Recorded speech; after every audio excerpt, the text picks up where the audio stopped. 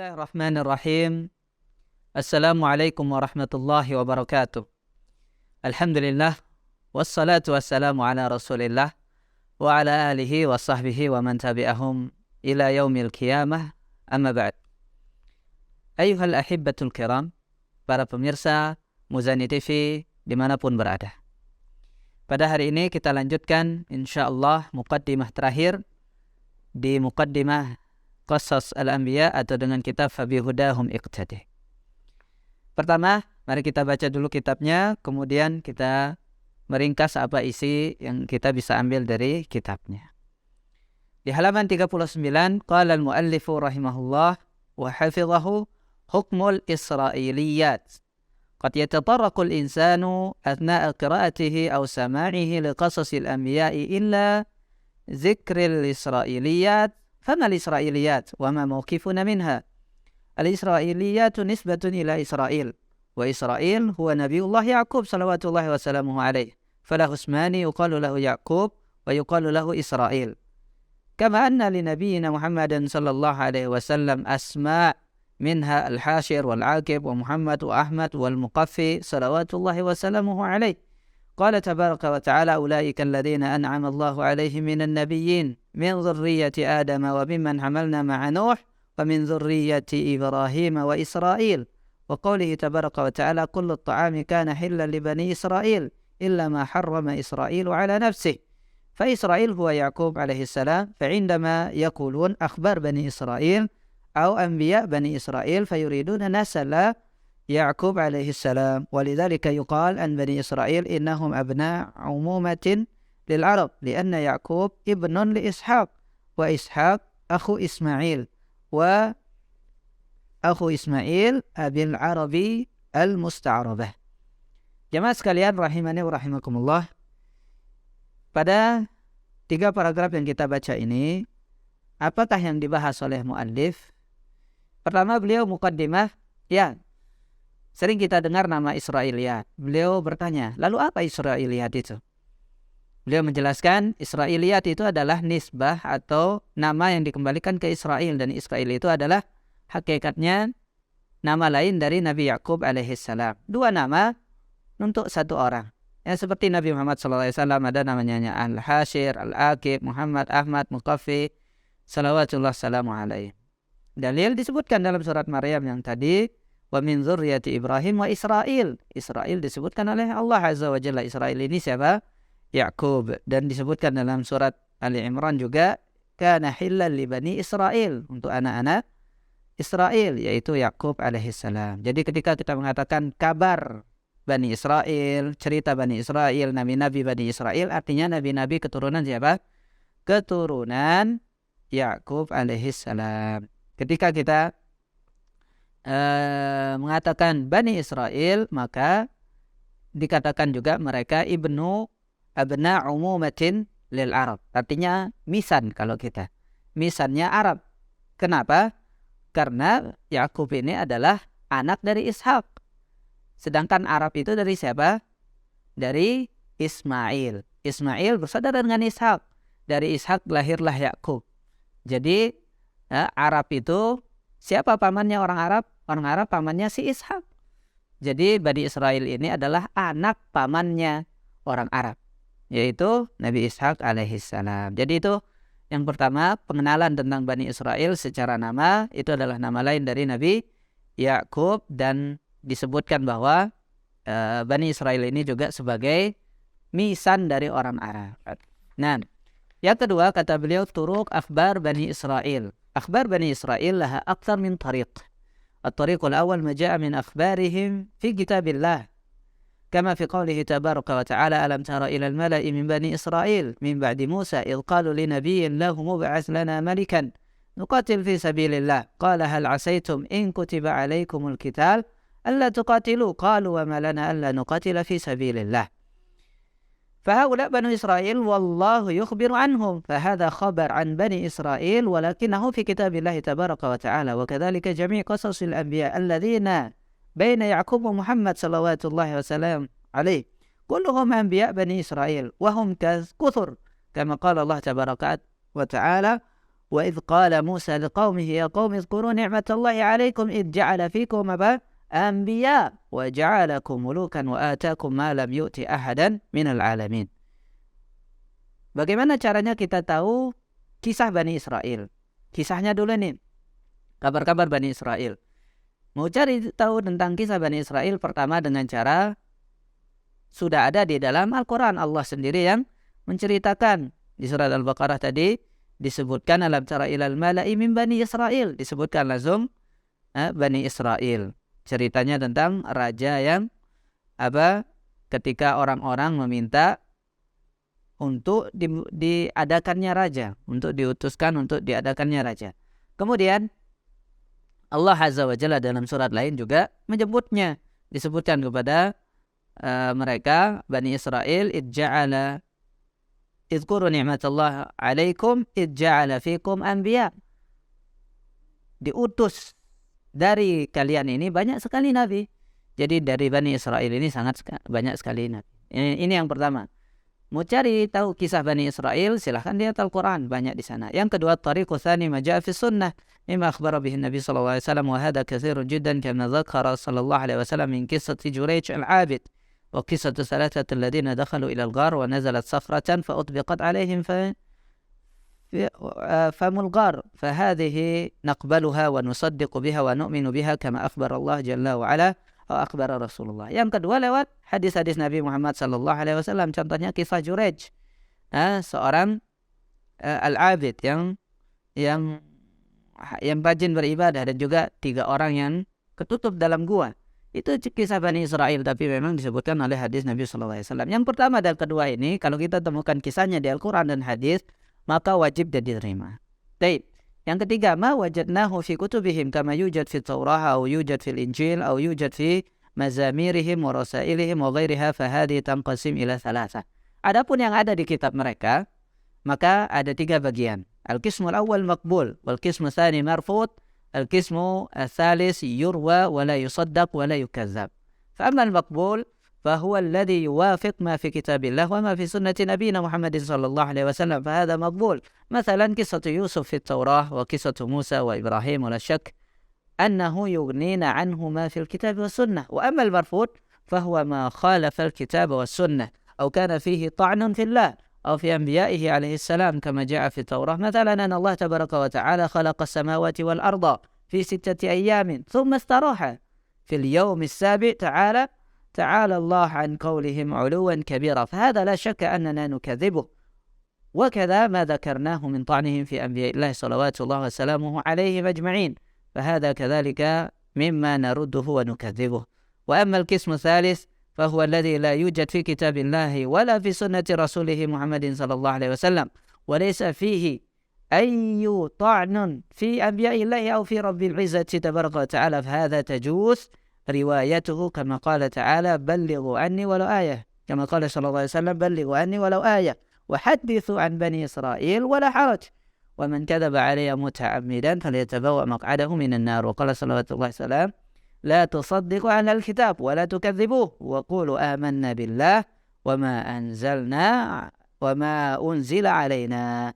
Nah, yang selanjutnya di sini, yang kalau ceritanya dari Quran dan hadis itu sepakat kita terima. Perhatikan. Sekarang bagaimana ceritanya kalau ternyata bukan di Al-Quran dan hadis, di kitab mereka, Taurat, Injil, dan Mazamir, atau di kitab masahif yang lainnya, kita katakan terbagi menjadi 3 hal. Jika kita dapat kisahnya dari kitab mereka, maka ada yang diterima, ada yang ditolak, dan ada yang boleh diriwayatkan saja. Tidak bisa kita pastikan untuk terima, tidak bisa juga kita pastikan untuk menolaknya. Yang pastikan kita terima yang sesuai dengan Alkitab dan Sunnah. Kalau dia tidak ada pertentangan dengan Kitab dan Sunnah, kisah Musa, kisah Yusuf, dan seterusnya ada di kitab-kitab mereka, sudah kita terima. Walaupun kita katakan ya sudah, yang ada di Kitab dan Sunnah sudah tidak perlu kita. Kalau sudah ada di Kitab dan Sunnah, sudah tidak perlu kita ke kitab mereka. Yang kedua, kita tolak. Tidak boleh kita terima jika bertentangan. Apalagi jika ada celaan-celaan terhadap Allah atau terhadap Rasul-Rasul Allah Subhanahu wa Ta'ala. Contohnya apa? Mereka mengatakan di kitabnya itu Allah menciptakan langit dan bumi. 6 hari. Kemudian hari ketujuhnya Allah istirahat katanya. Innalillahi wa inna ilaihi raji'un. Yang seperti ini maka kita harus jelas-jelas menolaknya dan membantahnya. Tidak boleh kita terima. Kemudian ada yang ketiga, yaitu yang memang tidak ada di kitab dan sunnah, tidak ada di Al-Quran dan sunnah, tetapi tidak juga ada pertentangan. Tidak bertentangan dengan kitab dan sunnah. Tapi dia juga tidak ada yang persis. Tidak ada yang menjadi penguat di Al-Quran dan sunnah. Tidak ada. Tidak ada di Al-Quran dan sunnah. Tidak ada yang mirip dengannya. Tetapi juga tidak bermakna jelek. Tidak bermakna jelek. Maka yang ini boleh diuraikan saja, tapi tidak boleh dipastikan ini benar dari para nabi. Dari dua hadis kita simpulkan, wa haditsu an bani Israil wala haraj. Silahkan ceritakan tentang Bani Israel dan jangan takut. Nah, kemudian la tusaddiqu ahlal kitab wala tukadzibuhum. Sabda Rasulullah, jangan percaya ahlul kitab itu, jangan juga dustakan. Maksudnya apa? Kalau memang silahkan ambil kisah mereka itu sekedar jadi refresh saja, tapi jangan dipastikan iya dan jangan dipastikan tidak. Nah, kemudian kata beliau, yajuzu lahu an yarwi kama qala sallallahu alaihi wasallam hadithu an bani Israil wala haraj, khassatan al-qasas allati takunu fiha ba'd al-ibar wal fawaid min qasas bani Israil ka ba'd al-hikam allati tunqalu an Isa annahu qala an ad-dunya mathalan i'biru wa la ta'muruha. فهذه كلمة طيبة وحكمة فيحتمل أن عيسى عليه السلام قالها ويحتمل أنه لم يقلها، فالله أعلم بهذا، لذلك لا بأس أن نرويها ولكن لا نصدق ولا نكذب. فنقول يروى عن عيسى عليه السلام أنه قال يروى، هذه كلمة فيها تمريض، يعني يحتمل أنه ثبت ويحتمل أنه لم يثبت.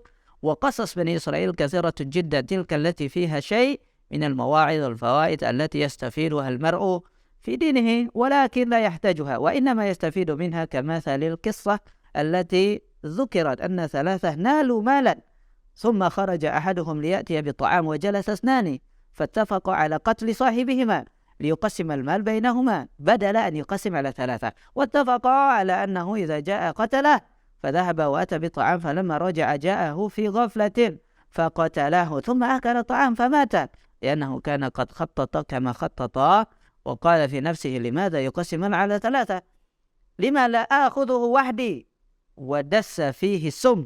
فهذه عبرة وفائدة تبين أن الطعام كيف يؤدي بالإنسان، لكن لا يحتاجهم المسلم في دينه في حلال أو حرام، إنما تذكر العبرة والاستفادة. Sedangkan kisah yang memang tidak disebutkan, tidak ada memang di Al-Quran dan Sunnah, ada cerita-cerita Bani Israel, itu boleh kita ceritakan, tetapi ingat, tidak boleh kita pastikan. Mungkin saja bisa jadi iya dan bisa jadi tidak. Seperti perkataan biruha wala ta'muruha, kata Nabi Isa alaihissalam tentang dunia. Jadikan dia jembatan, lewati. Sekedar lewat. Jangan sampai engkau diam di sana. Kemudian ada kisah juga ada tiga orang mendapatkan harta. Kemudian ternyata bisik-bisik 2 orang. Kita bunuh aja yang satu, biar kita bagi 2 aja. Jadi ketika mereka makan, ya sudah, kita racuni. Datang orang ketiga ini lalu makan, ternyata meninggal. Lalu di dalam hati seseorang itu mengatakan, loh, kenapa saya harus bagi juga? Mending saya aja yang dapat. Dia racuni lalu makanannya, kemudian temannya juga meninggal. Itulah ibaratnya kisah yang bisa kita ambil adalah betapa rakusnya manusia tentang dunia. Dia ingin membunuh, jangan sampai mengatakan kita sepakat untuk mengorbankan teman, karena dia juga bisa jadi membunuh engkau, bisa jadi juga dia membunuh engkau. Nah, ini yang contohnya jamaah Muzani TV rahimakumullah. Hadhihi al-akhbar an Bani Israil allati qad nadhkuruha wa qad dzakaraha ahlul ilmi wa tasalamu ala naqliha kamathali naqlihim an ahli al-kahf, ma asma'uhum, ma lawnu kalbihim, asa Musa min ayna shajar kanat, وكذا الطيور التي ذبحها نبي الله إبراهيم من أي الطيور كانت، إخوة يوسف ما أسماؤهم، ما الجب الذي ألقوا يوسف فيه، ما اسم امرأة العزيز، وغير ذلك كثير من أخبار بني إسرائيل التي لا مانع من الاستئناس بها وذكرها ولكن الإنسان لا يعتمد عليها. Jangan pastikan bahwa itu memang misalnya nama anjing Ashabul Kahfi misalnya tongkat Musa kayak apa, dari kayu apa dan seterusnya, itu tidak bisa kita pastikan. Bisa saja sekedar baca, tetapi memang tidak bisa kita pastikan itu hakikatnya.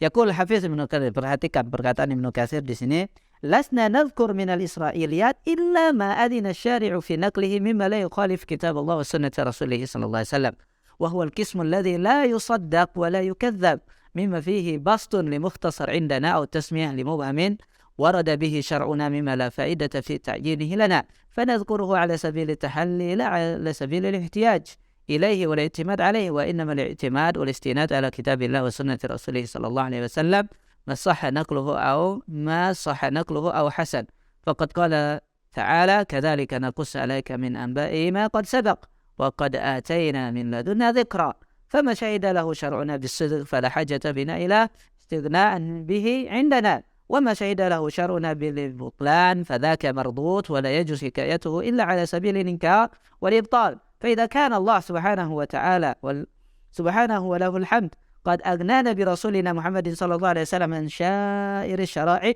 وبكتابه عن سائر الكتب فلسنا نترامى على باب أيديهم مما وقع فيه خبط وخوض وكذب ووضع وتحريف وتبديل وبعد ذلك كله naskhun wa taghyir. Kata beliau Al-Hafidz Ibnu Katsir ini di dalam Al-Bidayah wan Nihayah, kita boleh meriwayatkan, kita boleh menceritakan dari mereka, tetapi ini adalah bagian yang memang tidak dibenarkan. Kita tidak langsung percaya, tidak juga langsung mendustakan. Tapi kalau sudah ada, kata beliau, yang sudah ada di Al-Quran dan Sunnah, ini sudah cukup bagi kita untuk kita bahas kisah-kisah Nabi-Nabi, qasas al-anbiya, ini kisah-kisah para nabi. Idzan huwa mauqifuna min riwayat Bani Israil fama faidatuha idzan. Nah, apa faedahnya? Apa faedahnya? An ya'rif al-'abdu an yata'arraf ala kayfiyah fi'lillah tabaraka wa ta'ala bi awliyaihi wa kayfa fi'li subhanahu wa ta'ala bi a'daihi. Wan Nabi sallallahu alaihi wasallam bayyana lana kulla syai'in kama fi hadits Abi Zaid al-Ansari.